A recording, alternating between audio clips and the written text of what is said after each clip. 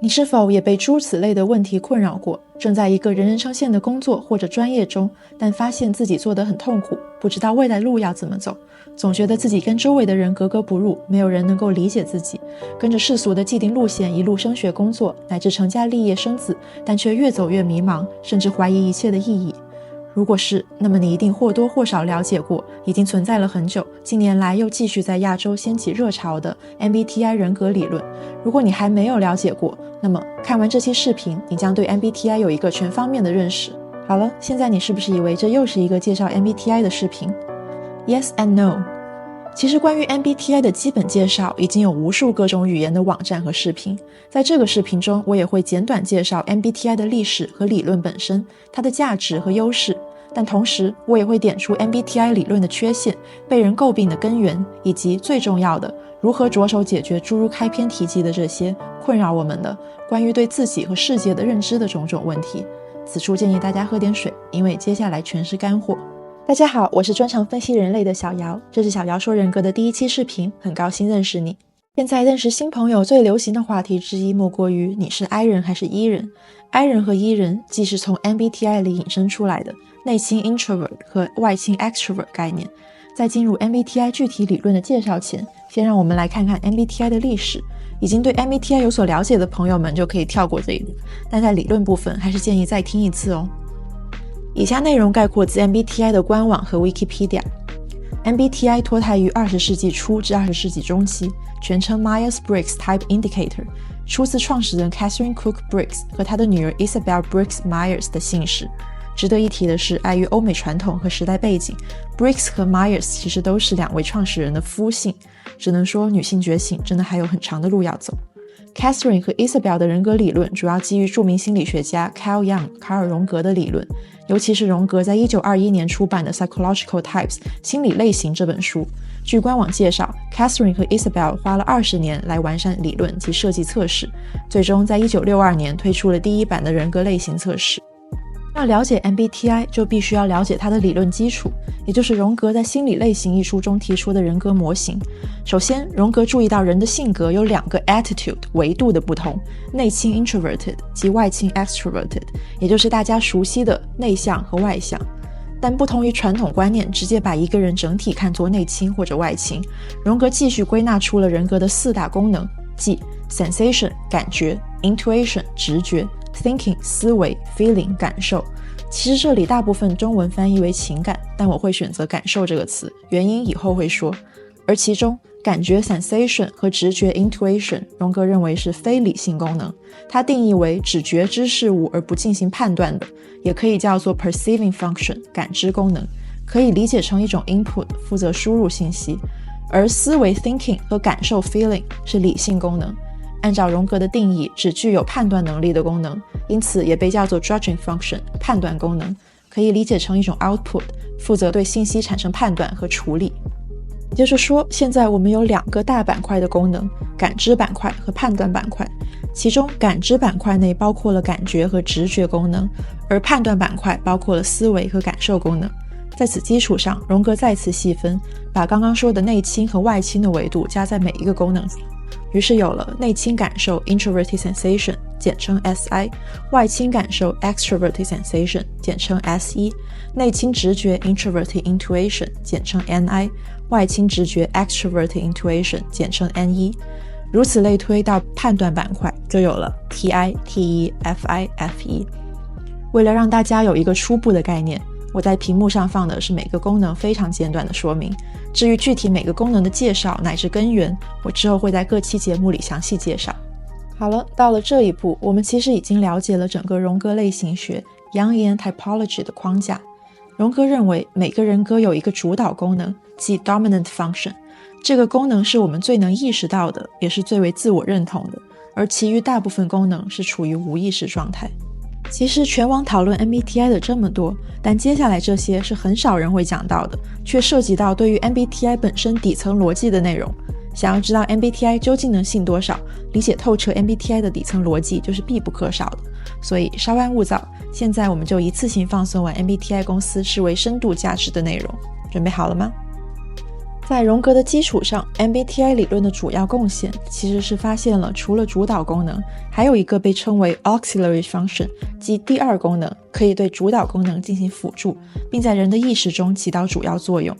第二功能通常和主导功能的维度相反，功能类型也相反。比如第一功能维度是 I 内倾，第二功能的维度就是 E 外倾。第一功能是判断类的功能，第二功能就是感知类的功能。MBTI 理论认为，它也是 I 人，也就是主导功能为内倾功能的人会展露于外的功能。比如著名的天才滑雪运动员谷爱凌是 INTJ， 那么他的第一功能是 NI 内倾直觉，第二功能就是 TE 外倾思维。但不熟悉他的人通常对他的印象会是他超强的执行力 TE， 而不是指向内在而带有预知性质的 NI。再进一步，按照类似的逻辑， MBTI 将处于意识内的功能拓展到了4个，并对它们的意识高低进行了一个排序。所谓意识的高低，就是人对这个功能的掌控力和认可倾向度。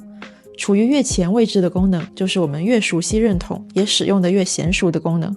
然后根据4个功能的排序， MBTI 组合出16种类型的人格，并给它们安上了更直观的名字，也就是大家熟悉的诸如 INFP、INFJ、ENTP、ENTJ 等等的16型人格。这4个字母在 MBTI 内解释为 preference 倾向，分别有第一组外倾 extraversion versus 内倾 introversion， 第二组感觉 sensing versus 直觉 intuition， 第三组思维 thinking versus 感受 feeling， 第四组判断 judging versus 感知 perceiving。 到这里大家有没有发现 MBTI 使用的4个 preference 实际上和荣格模型中的名词是一样的，但是 MBTI 将荣格的维度和功能，即内外倾2个维度和判断感知2个大类的功能，以及其中各自的细分功能思维感受直觉感觉全部混合到了一起，然后放在同一层次进行比较。相较荣格模型中各功能层层递进的组织形式， MBTI 理论把维度和功能视为了同样权重的要素，属于直接一锤子暴力简化了。这样做的好处是给每个类型起名简单易懂了很多，传播也更为有效。比如大家一看到 ENFP 就能知道这是一个外倾的，使用感知和直觉为主的性格。但是这种暴力简化显然也要付出极大代价，接下来会详细分析。在进入对于 MBTI 问题的分析之前，我们需要承认 MBTI 还是对人格理论的研究做出了很多贡献的。如果不是因为 Catherine 和 Isabel 潜心研究拓展了荣格的人格理论，并首先推出了一套基于此的测试工具，荣格的人格类型学也许今天也不会有这么高的普及度。由于 MBTI 的传播，荣格类型学也产生了更多前赴后继的研究和理论拓展。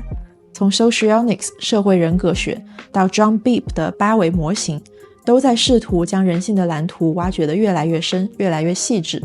同时MBTI 首先尝试将荣格的心理功能整合起来，形成类型，并有16个鲜明好记又互相联系的名字，这也大大降低了大众的入门门槛。相信大家在知道 MBTI 后都是第一时间先做一下测试，然后直接找到自己的人格类型，阅读对自己类型的描述，然后大概会产生哇好准啊这种心情，以至于发现其他同类的时候产生一种觉得自己不再孤独的欣喜。其实这也是 MBTI 带来的一个很好的体验。首先，在批评 MBTI 之前，我个人非常反感的一个反对 MBTI 的论据就是说 Catherine 和 Isabel 不是科班出身的心理学家，而因此对他们的研究成果大加排斥。Catherine 生于1875年， Isabel 生于1897年。试问19世纪末20世纪初，有多少女性可以成为专职心理学家？我每次听到觉得 MBTI 无需认真对待，因为创始人 not even psychologist 甚至不是心理学家，这种居高临下的论调都会非常生气。我一向认为真理不分国界、种族、性别、职业，只需要看你的内容是否真的经得起验证。虽然，但是 MBTI 确实离真理差的还是有些远。先是广为人诟病的测试部分。心理学业界对 MBTI 的排斥主要来自于测试的 validity 效度和 reliability 信度的问题。效度指的是测试是否能如实反映被测者的实际情况，而信度指的是重复测试是否可以得到一样的结果。这两者是心理学测试最基本的准则。MBTI 的测试在这方面确实是比较臭名昭著。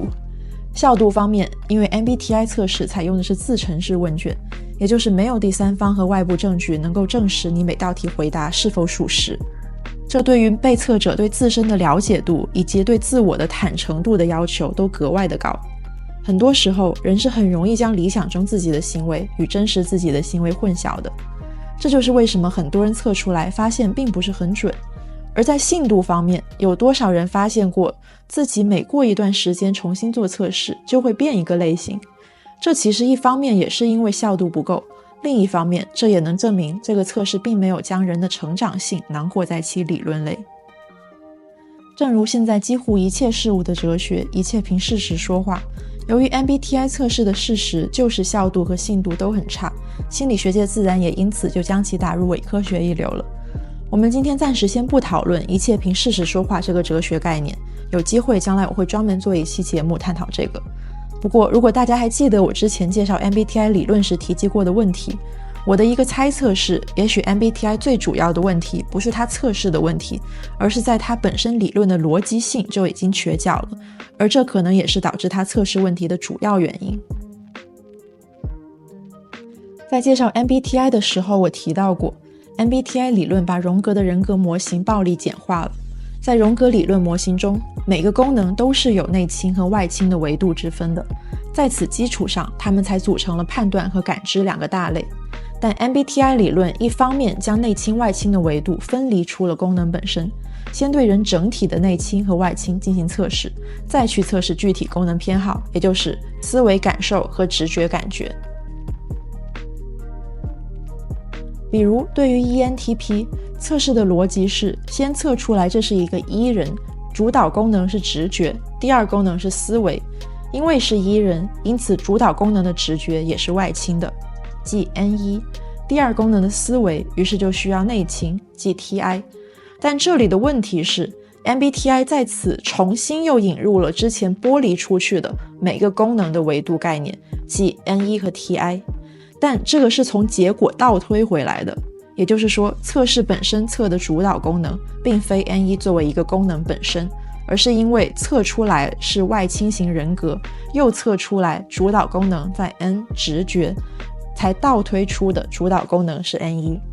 但实际上如果在感知类功能中测试只能测出是直觉 N 还是感觉 S，那么只因为测出直觉是主导，同时整体是外倾型，是不能直接得出主导的直觉类型是 NE 的，因为直觉还可以是 NI 和 NE 共同构成了直觉这个大类。由于 MBTI 抛弃了荣格类型中的这个递进关系，再引入带维度的功能就会开始立不住脚，但它恰恰又将其嫁接了过来，就导致了一种非常扭曲的逻辑关系，以及在此引领下的瘸脚测试。这种感觉就像这个梗图，代码跑是跑起来了，但是是通过 bug 跑起来的。所以这恐怕就是为什么 MBTI 初看觉得有道理，但经不起细究。它有道理的部分来自于荣格模型，而经不起考验的正是它对荣格模型的二创部分，再加上问题百出的测试，才会招来巴纳姆效应的批评。巴纳姆效应指的是用一些笼统的放之四海而皆准的描述去概括一个人，使人产生一种准确到为自己量身打造的感觉，但实际上是因为描述可以应用到大多数人身上。比如这个例子，乍一看确实 MBTI 在个人各类型上的描述和它很像，但产生巴纳姆效应的一个首要要求是其描述必须是概括共性的。从 MBTI 理论来看，即使因为各种嫁接二创导致逻辑混乱，但至少它的出发点确实是来自于荣格的截然不同的个人各功能。比如思维 T 和感受 F 在描述上是非常迥异的，单从最浅显的刻板印象， T 人是更冷静理性的， F 人是更情感丰富的。相信大部分人都会觉得自己已经明显偏向其中一方，而不是二者都为自己量身打造。那么为什么 MBTI 还是会被诟病巴纳姆效应？还是因为二创导致理论基础不稳，并且为了传播力度，对人格的描述不是从每个功能的细节出发，而是对整体的描述。但问题是 MBTI 瘸腿的测试已经注定了，即使测出来都是同一个人格类型，实际情况每个人也会天差地别。同样是 TI 主导的 INTP， 为什么有些人看起来迟钝淡然，比如福利莲，有些人一看却锋芒毕露，比如岸边露伴？这就是 Type Description 类型描述无法做到的。不从功能细节出发，这个整体描述只能逐渐演化为一种刻板印象，以及贴合巴纳姆效应的自我催眠。所以总结一下， MBTI 是一个以荣格的人格理论为主要基础的人格类型学，对于想要开始了解自己和他人的入门者来说，是一个很好的 intro level 的工具。但这个理论因为过度简化了荣格类型，又嫁接进来自己本就不够完善的模型，导致理论底层逻辑混乱，建立在理论上的测试也准确度低，并因此被质疑为巴纳姆效应，伪科学。那么回到我们开场的问题，想要真正更加了解自己的方方面面，想要着手解决对于人生的迷茫，应该怎么办呢？如果你也厌倦了被生活和环境裹挟席卷，想成为掌握自己命运的勇者，我想第一个要做的是，先勇敢面对自己的每一面。只有当你有了足够的勇气和智慧去面对和理解一个完整的自己之后，才能看清独属于你自己的路该怎么走，才能不被外界的声音干扰和 PUA。而要做到面对自己的每一面，你需要先知道你的每一面都是什么。所以是时候抛掉泛化娱乐化的描述了，从荣格的8个人格功能入手，而不是一个宽泛的类型论。你需要先理解塑造出现在的你的都是哪些功能，它们的本质是什么，后天的发展是什么，优势和劣势又是什么。